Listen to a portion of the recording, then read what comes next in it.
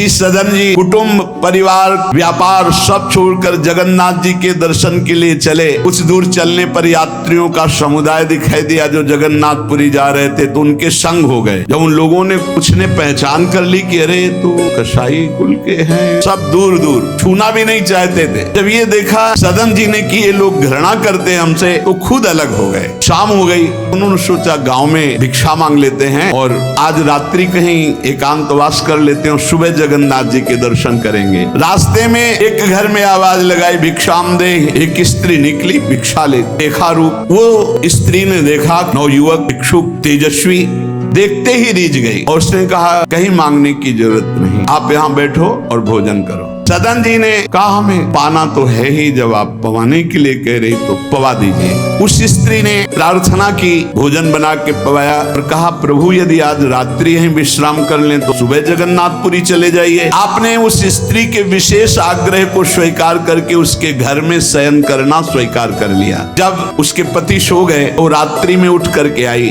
और आपके पास आकर बोली कि मैं आपको देख करके काम से पीड़ित हो चुकी हूँ, आप मुझे स्वीकार कीजिए और मैं सदा सदा के लिए आपके साथ के लिए चल दूंगी। सदन जी ने कहा यदि तू मेरा गला भी काट डाले तो भी मैं तुझे स्पर्श नहीं कर सकता, क्योंकि तेरा पति है। उसने गलत अर्थ ले लिया। उसके भाव में आया कि अगर पति है तो ये स्पर्श नहीं करेंगे, अगर पति ना हो तो स्वीकार कर लेंगे। ऐसे काम से व्याकुल हो गई कि सोते हुए अपने पति का बिल्कुल भी प्रियता न रखते हुए गला काट दिया। आकर बोली सदन जी से अब मुझे स्वीकार करो, आपको पति का भय था ना, गला काट दिया। सदन जी ने कहा कि तू कितनी नीच है, जब तू अपने पति का गला काट दिया, तू कितनी नीच है इतना सोचा है? वैसे ही मैं तुझे स्पर्श नहीं करता, अब तो तुझे देखना भी नहीं। स्त्री ने कहा मुझे ऐसा मत समझो, मैं तुम्हें भी बख्श दूंगी, तेरे कारण मैंने अपने पति का गला काटा है तो फिर तू भी नहीं बच सकता। तो सदन जी ने कहा क्या कर सकती है? उसने कहा मुझे स्वीकार करो, नहीं उच्च स्वर